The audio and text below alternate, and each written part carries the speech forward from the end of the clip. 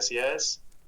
Bueno, en primera instancia, quiero agradecer a la comisión por la invitación para hablar sobre este punto que es muy importante y que creo es a veces muy poco comprendido y después espero que se comprenda algo. Sin embargo, la fisiopatología pues es bastante inmensa y pues de entender todos los mecanismos moleculares de un cuadro como es el dolor, a veces es un poco difícil, ¿verdad? Entonces, ustedes ya de alguna manera tienen alguna noción de ciertos elementos con respecto al dolor, ¿verdad? Y entonces lo que vamos a hacer esto es verlo desde un punto de vista fisiopatológico, pero también algo clínico, cosa que sea para ustedes de utilidad en las próximas gestiones y cosa que ustedes puedan analizar, interpretar todo lo que tengan frente a ustedes, que en todo caso es su paciente, ¿verdad? Y de esta manera proporcionar un tratamiento adecuado, si vale el término de decirlo. Entonces, en esta oportunidad, nuevamente agradezco a la comisión por esta invitación, pues espero colmar las expectativas de todos ustedes por la siguiente presentación. Pues el tema que se me ha designado es la evaluación del dolor nociplástico desde la fisiopatología, haciendo un hincapié tal vez en las herramientas y criterios desde la práctica clínica, ¿verdad?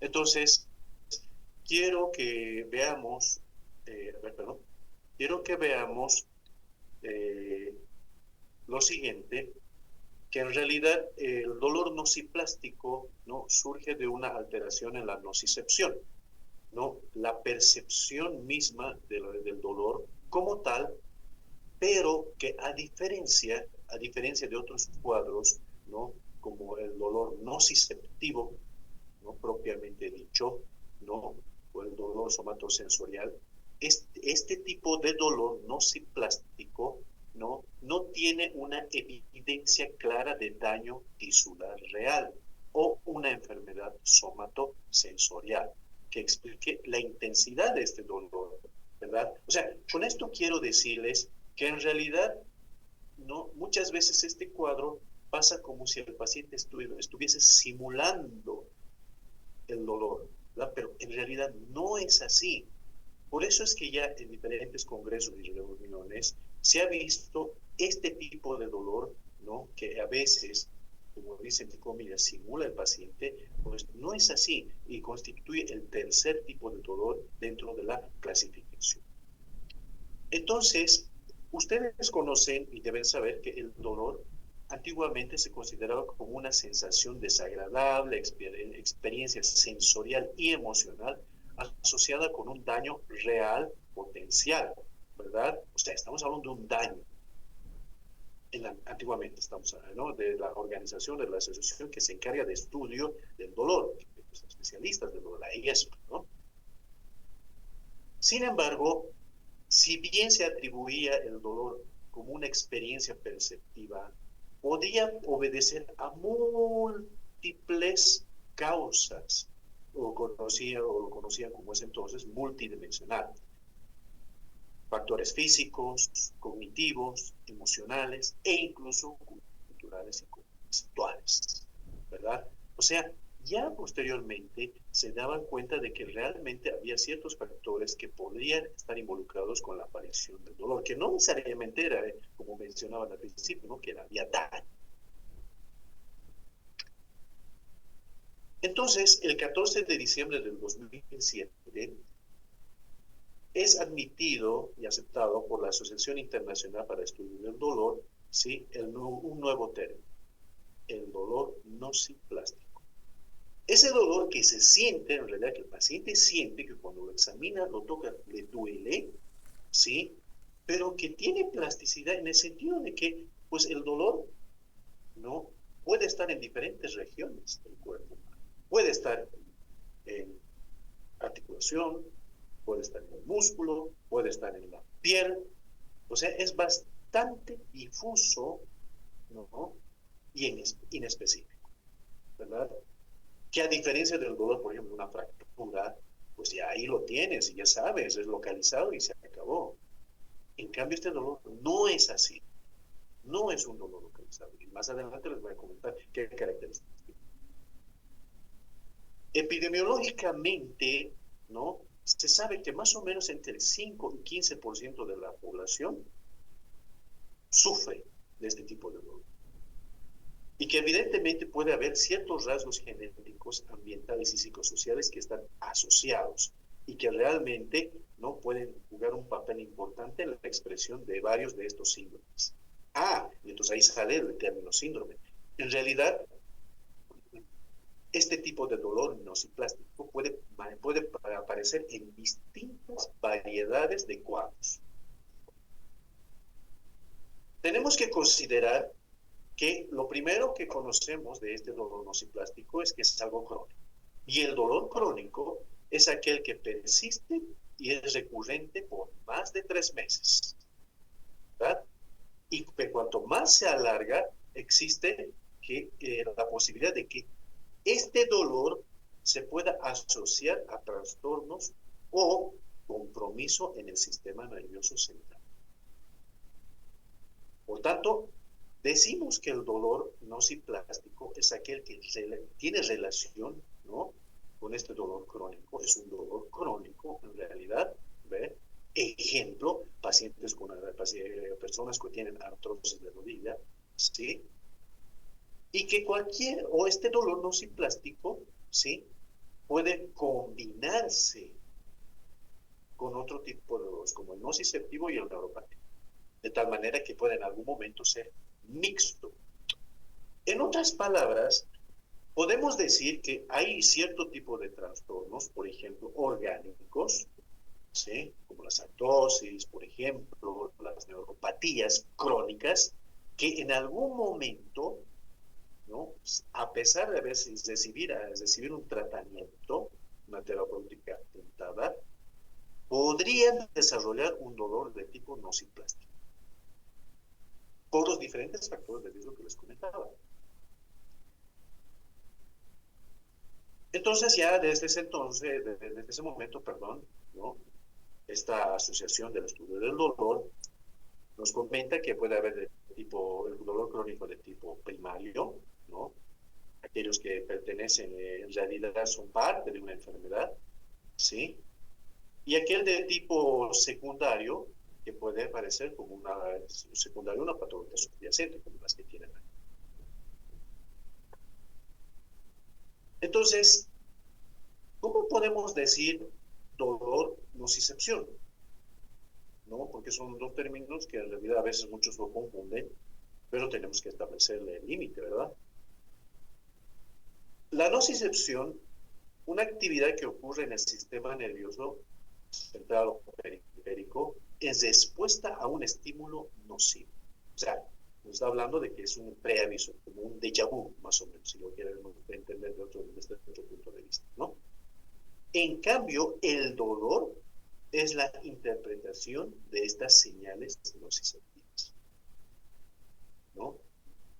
Por tanto, todo esto, la nocicepción, en realidad, es lo que ocurre a nivel, desde el punto de vista molecular, ¿no?, y desde el punto de vista transmisión, y la interpretación de esto es el dolor, por si acaso, los términos muy importantes. Entendamos que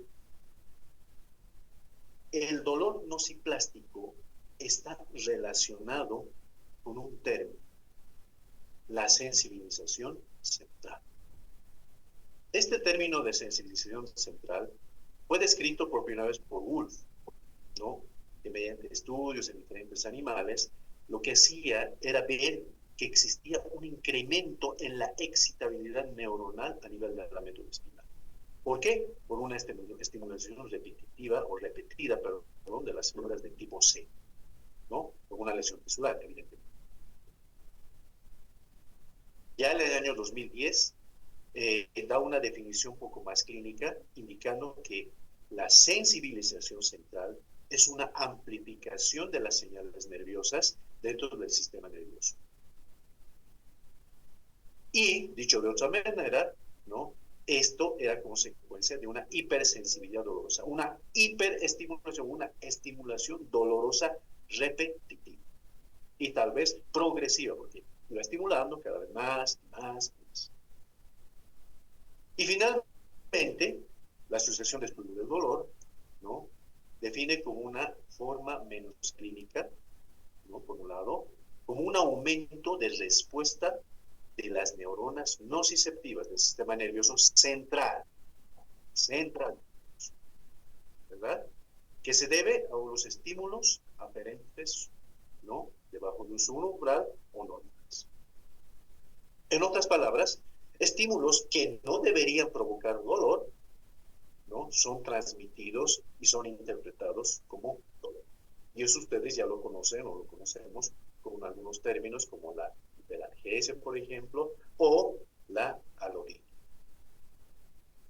Y esto es lo interesante. ¿Cuántos tipos de enfermedades o patologías o síndromes pueden o podrían tener esta característica de tener el dolor nociplástico? ¿Cuáles?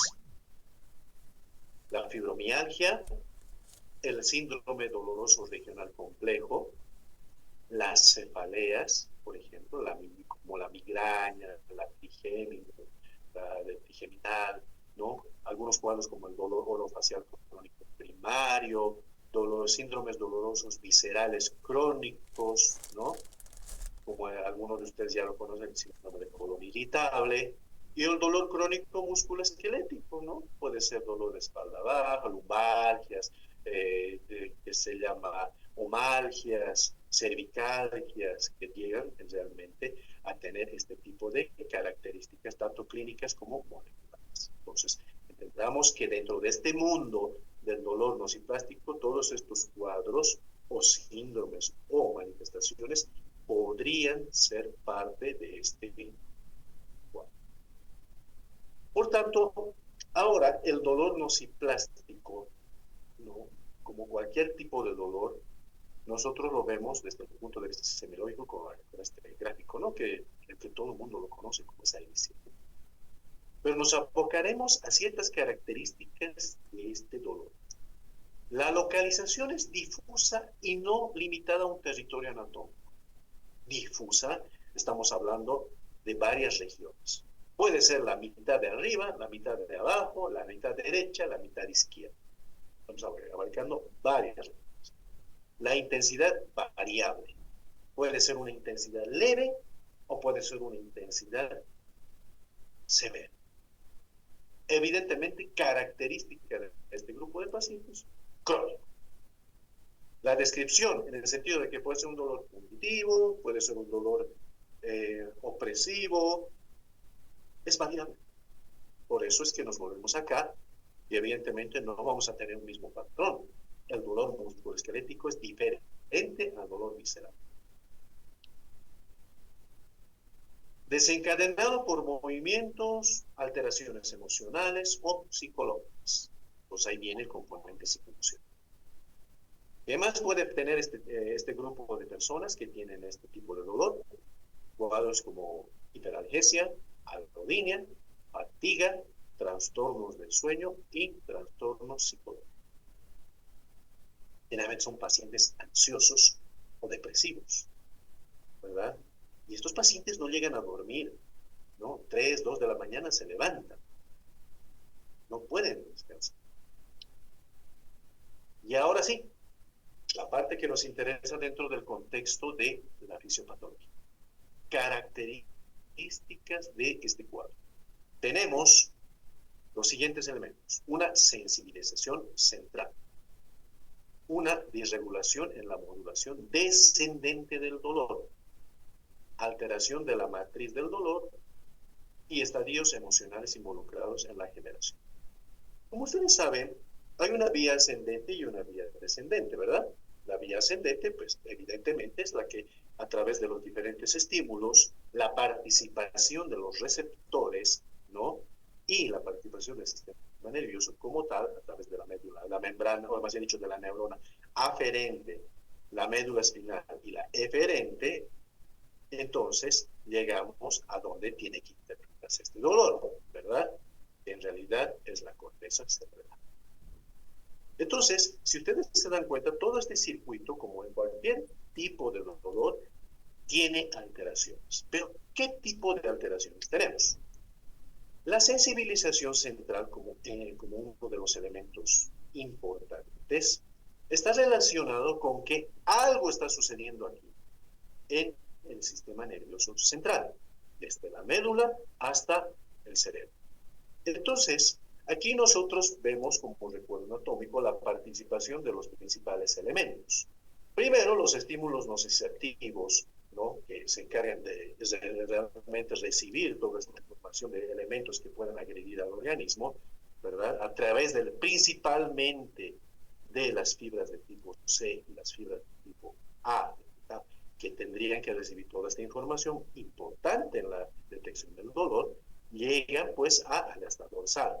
Y del asta dorsal parte un nuevo tipo de neurona, la neurona eferente, ¿no? A través del haz espinofalangial o espinotalámico, para llegar a los sitios donde se va a hacer la discriminación de este tipo de, ¿no? En este caso del dolor, ¿verdad? Entonces, uno de los elementos importantes, bueno, de la parte aparte de la corteza, vamos a tener la retina y una participación importante del tálamo. Entonces, si ustedes se dan cuenta, de manera sencilla, esto legalmente tendría que suceder, pero quizá la parte fisiopatológica molecular es un poquito más compleja. Entonces, los elementos que van a participar en esto, como les dije, son las fibras A, delta y la C. Entonces, ¿a qué están relacionados? Las fibras de tipo C son ambientales, ¿no? Por lo tanto, nos ayudan para la detección de temperatura y el dolor. Y las fibras A delta también el dolor. Características, pues quizá una conduce mejor que la otra, un poco más rápido, en realidad más rápido que la otra, especialmente cuando tiene las vainas de mielina, en este caso. Entonces vamos a tener una recepción o una transmisión un poco más. Bien, entonces, desde el punto de vista molecular, nosotros lo que tenemos es lo siguiente, ¿no? Tenemos una fibra aferente primaria donde van a desencadenarse ya a nivel de en esa transición pre-sináptica una serie de elementos donde nosotros vamos a ver potenciales de acción que son transmitidos a través del axón de la fibra hasta su terminación, lo que va a producir un incremento de la actividad neuronal. ¿En qué? ¿Qué sentido? La excitabilidad, la señal excitatoria, y vamos a tener una disminución de los controles inhibidores. O sea, estamos hablando de una excitación neuronal, básicamente, que posteriormente va a llegar a una transmisión, ¿no? Del impulso a través ya del sistema nervioso para llegar a parte del cerebro, ¿no?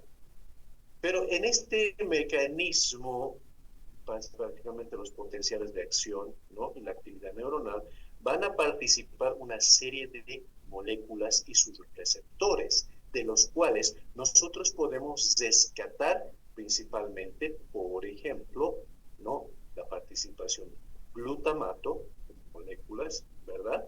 Y por otro lado, los receptores de AMPA y los receptores de NMDA, que como ustedes saben, y lo vamos a traducir, el AMPA significa la alfa amino 3 hidroxi 5 metil 4 isoxido y isoxazol propio, ¿no?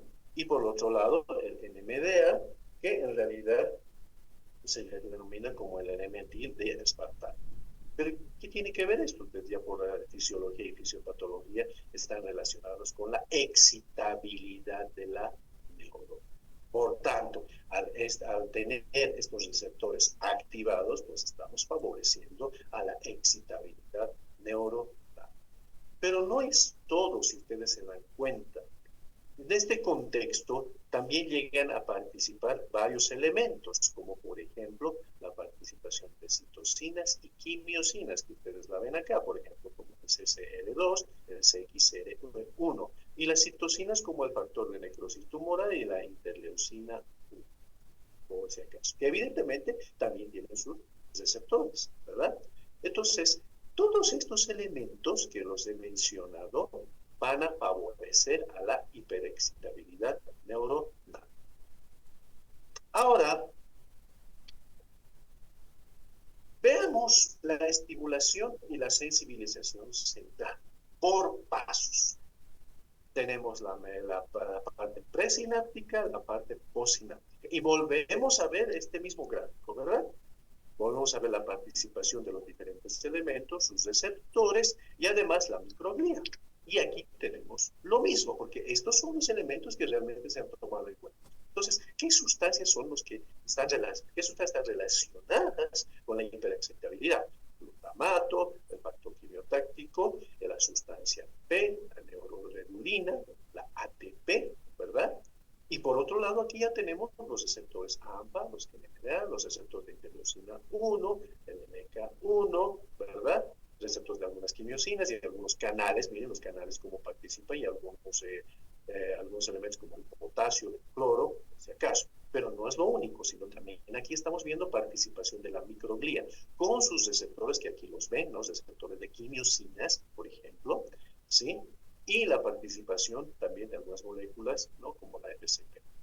Entonces, desde ese punto de vista podemos decir, a ver, en la terminal presináptica hay aumento de la actividad presináptica debido a la sensibilización periférica. Estamos estimulando, estamos produciendo estimulación a nivel periférico en miembros superiores, ¿no? Algo que me está estimulando. Por lo tanto, esto a través de la liberación de estos elementos y la captación a través de sus receptores, aumenta la actividad postsináptica. ¿De qué? De esta neurona nociceptiva, ¿verdad?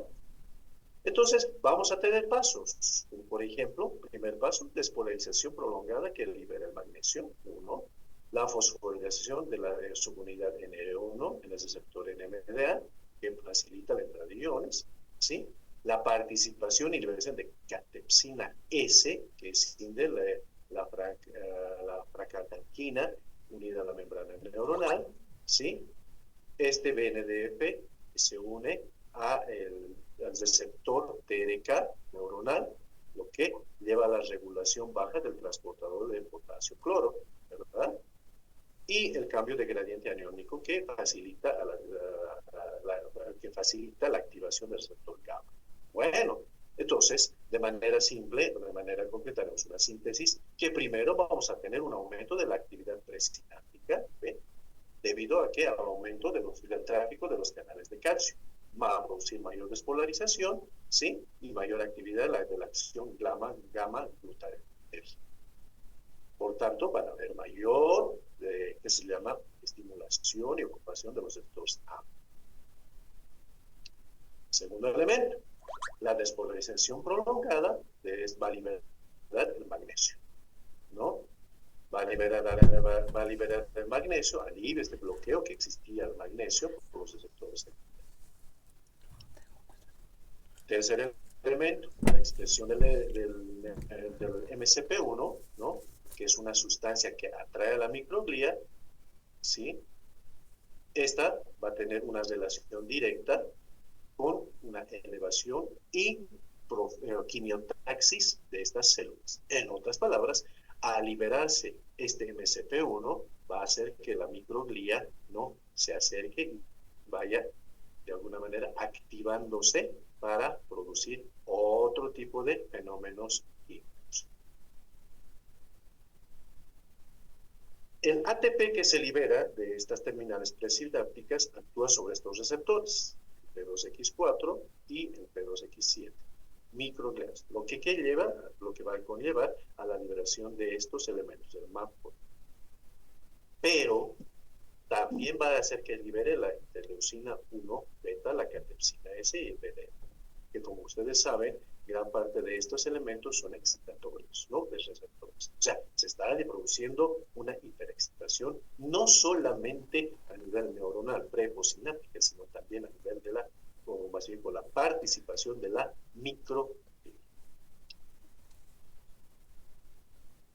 Lo que comentábamos acá, que esta catepsina S corta la fractalquina, que en realidad está unida a la membrana neuronal, ¿no? Y que se une al CXR, CX3CR1, que son quimiosinas, ¿no? Y lo que produce mayor activación de la microglía, ¿verdad? Pero también, ¿no? Este BDF que ha sido liberado se une a los receptores TRKB neuronal. lo que lleva a una regulación baja de este cotransportador potasio-cloro. ¿Qué es lo que produce? Alteraciones en el gradiente aniónico y conlleva ¿a qué? A una hiperpolarización de la membrana. Finalmente, vamos a tener con todo este cambio aniónico, vamos a tener una activación de los receptores GABA. Por tanto, en síntesis, podemos resumir que el dolor nociplástico y la sensibilización central tiene estos elementos. La potenciación homosináptica a corto plazo, como fenómeno de Windle, potenciación homosináptica a largo plazo, como el fenómeno long term, sensibilización heterosináptica, transcripción dependiente de la sensibilización y la pérdida de inhibición que lleva a pérdida de los controles GABAérgicos y glicémicos. Esto va a conducir a un cambio en la arquitectura sináptica, porque no solamente estamos haciendo participar la neurona pre y postsináptica, sino también ya hay participación microglial, que evidentemente tiene un componente con liberación de bastantes factores quimiotácticos, por un lado, citocinas proinflamatorias, por otro lado, y citocinas que van a conllevar la quimiotaxis. Hasta aquí sería la fisiopatología, que como ven ustedes, yo creo que nosotros nos podemos quedar con este cuadro, que evidentemente, y el resumen.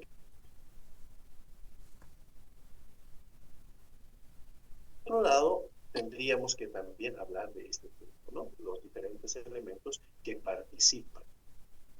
Que como cualquier tipo de dolor, la sustancia B, la ATP, el glutamato, todo eso, se interpretan y conllevan más adelante a la hiperexcitación, ¿no? De estos y conllevan al dolor, evidentemente. Bien, como estamos viendo desde el punto de vista clínico, también tenemos que tener cierto tipo de elementos.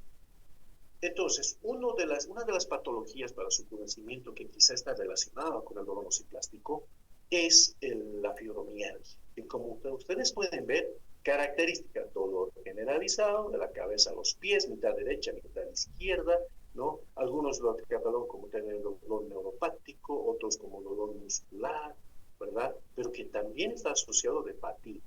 Y hablábamos también dentro del contexto del dolor nociplástico, la fatiga es uno de los elementos que forman parte de las manifestaciones clínicas. Los cuadros de sensibilización central, ¿verdad? Ahora, estos señores o estos pacientes también tienen trastornos de tipo psicoemocional, ansiedad, depresión, trastornos en la concentración, dolores regionales, puede ser migraña, dolor abdominal, dolor estomacal, puede simular cualquier tipo de dolor. Visión borrosa, boca seca, ¿verdad? Entonces, un sinfín de manifestaciones clínicas, pero cuyo común denominador es el dolor. Y la pregunta es, ¿cómo yo puedo reconocer el dolor nociplástico? Hay algoritmos, sí, que nos pueden ayudar. Si yo encuentro, así de simple, si yo encuentro una lesión somática, es dolor nociplástico. Si encuentro una fractura, si encuentro un tumor, que si es dolor nociplástico, no me pierdo más. ¿Sí? Si hay dolor o lesiones de tipo somatosensorial, por ejemplo, lesiones nerviosas, hay parestesias o hipostesias, ¿no? Dolor lumbar, no sé qué, es dolor neuropático.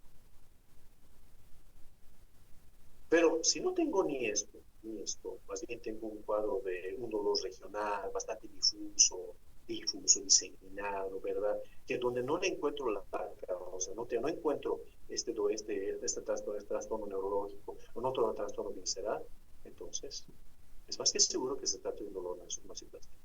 Y para esto voy a buscar acá, ¿no? Causas.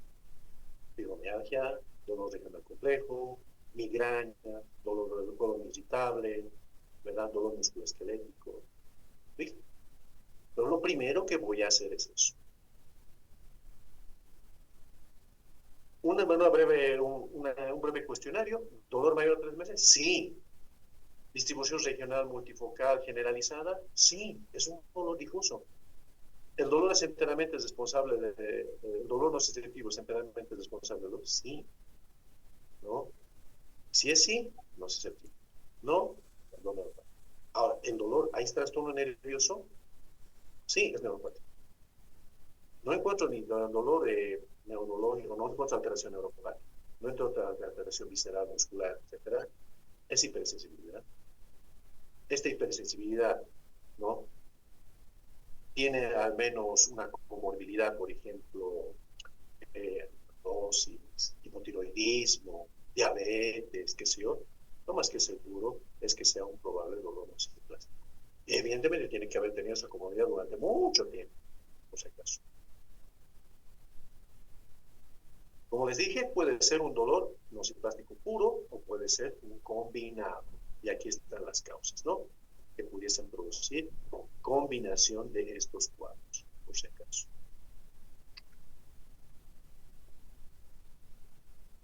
¿Qué debo abocarme? Paciente con dolor clínico de por lo menos 3 meses de duración. Distribución regional no es muy concreta, es más bien multifocal, difuso. Y es un dolor que no se puede explicar, o que no se debe a problemas nociceptivos ni neuropáticos. Tiene hipersensibilidad, tiene hiperestesia, tiene dentro de la alolínea, este grupo de pacientes. Y rara vez se presenta de manera aislada, puede estar asociado a otros síntomas. Como les dije, fatiga, alteración del sueño, alteraciones cognitivas, depende de la memoria, por ejemplo. Entonces, vamos a tener que evaluar la severidad del dolor a través de nuestras diferentes escalas, realizando un análisis clínico, complementario con algunas pruebas de imagen, laboratoriales, ¿verdad? Y eso, de acuerdo a eso, pues tengo que ir registrando. El dolor es bilateral o en espejo, los dos lados, la mitad superior, la mitad inferior, ¿no? Es un dolor que un día puede estar en el hombro, en los hombros, al día siguiente puede estar en los miembros inferiores, ¿verdad? Así es como nos van a relatar. Y al final puede ser difuso, todo el cuerpo, ¿verdad?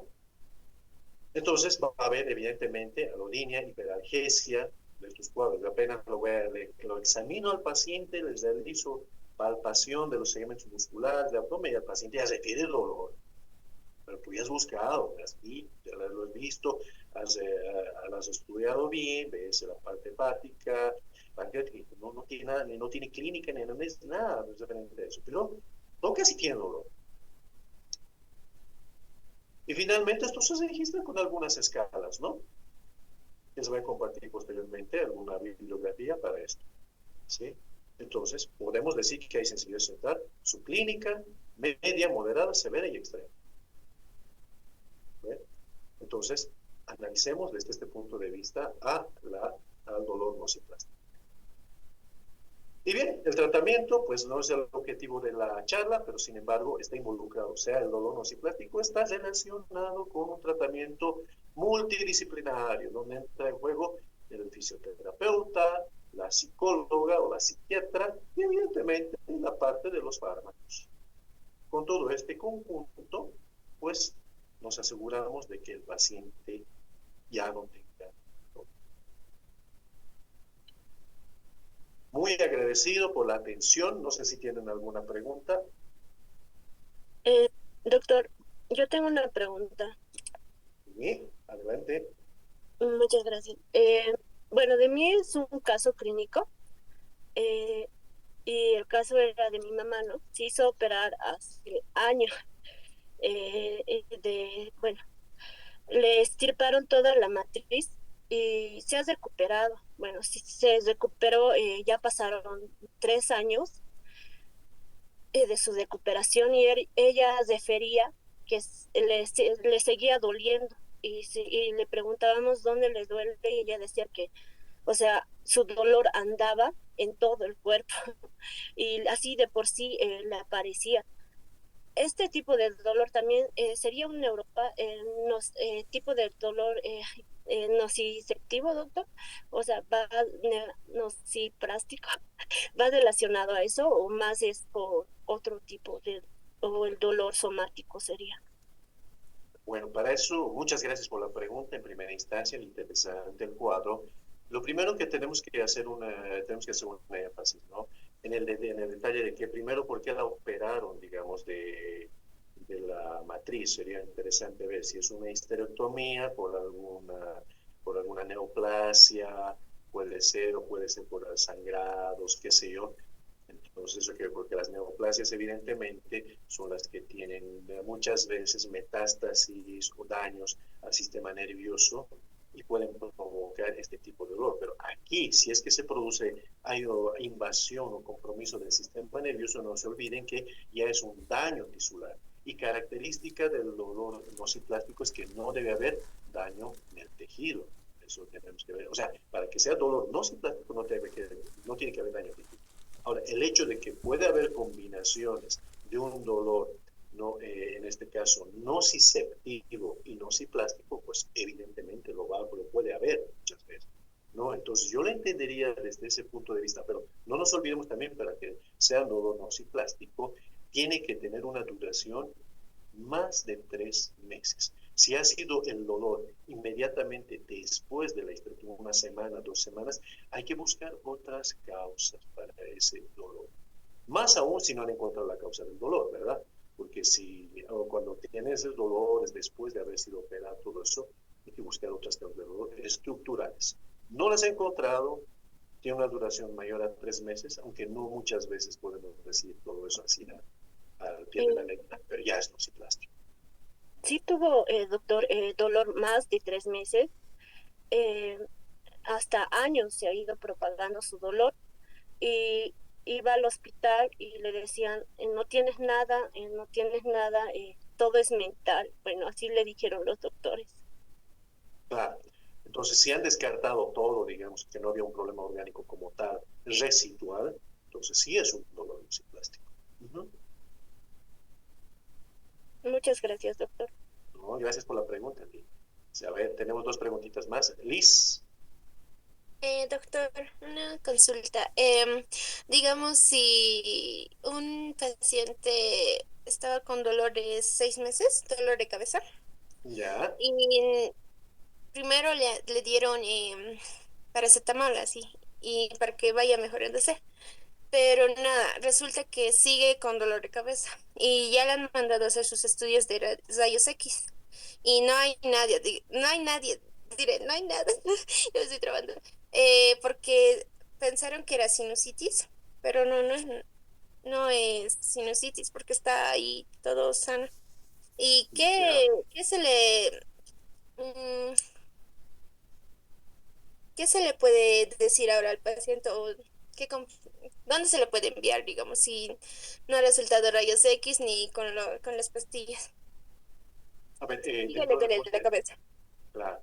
Dentro del contexto de la cefalea se debe ver, cuando uno va catalogando, haciendo diagnóstico, puede haber bastantes cefaleas, ¿no? La cefalea tensional, la migrañosa, que seguramente ya en neurología ustedes ya van a verla para la siguiente gestión, pues hay una variedad, ¿verdad?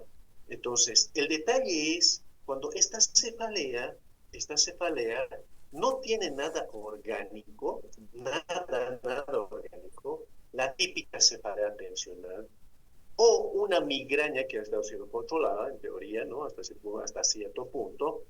Sin embargo, ya tiene otro tipo de trastornos, fatiga, dificultad para conciliar el sueño, ¿no? ¿Qué más? Dolor ya tal vez en alguna parte de su cuerpo, en la parte del dorso de la espalda, que es algo bien frecuente, y es un dolor nociplástico.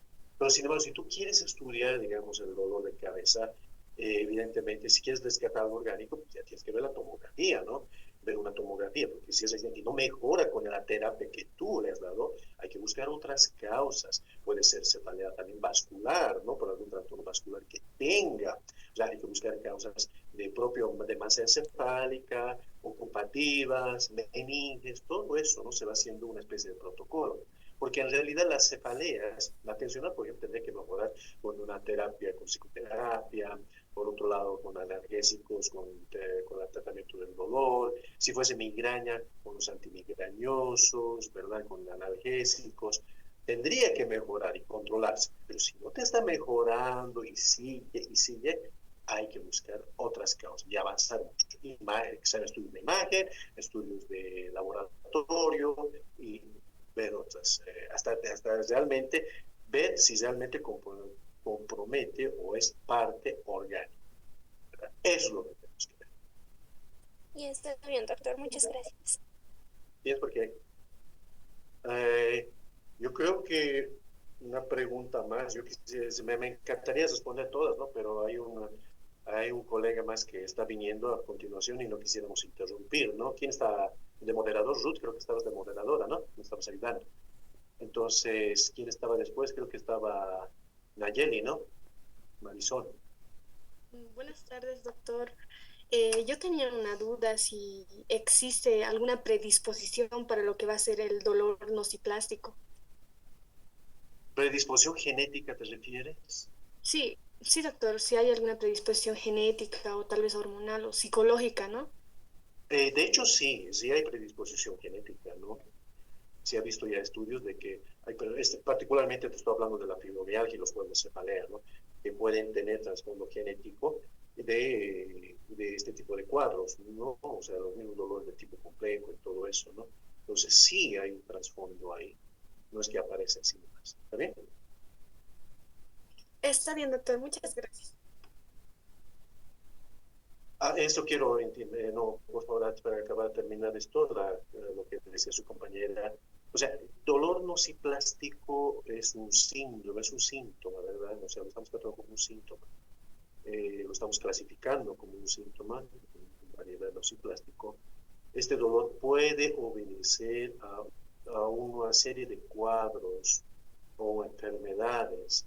Son las enfermedades las que podrían tener un trasfondo genético, no el dolor como tal. El dolor es la manifestación clínica de estos cuadros, ¿verdad? Entonces, entendamos desde ese punto de vista, o sea, todos los dolores que ustedes van a ir viendo en el transcurso de estas disertaciones tienen algo en común, la participación de ciertas moléculas, receptores y todo eso. Eso es lo que necesitan saber, ¿verdad?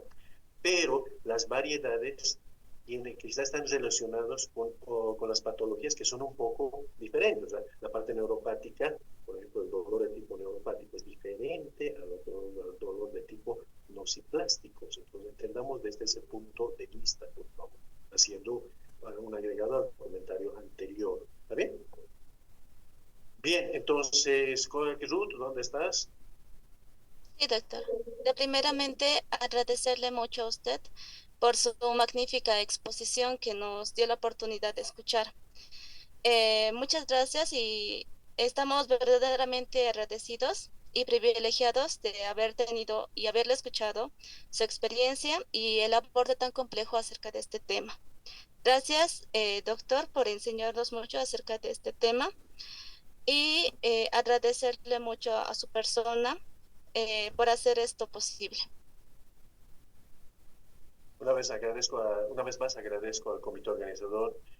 Muchachos, yo creo que nos vamos a ver al año de todas maneras, porque vamos a estar en cuarto, vamos a abordar un poquito más de todo el dolor, musculoesquelético y todo. Siempre predispuesto a acompañarlos, a ayudarlos.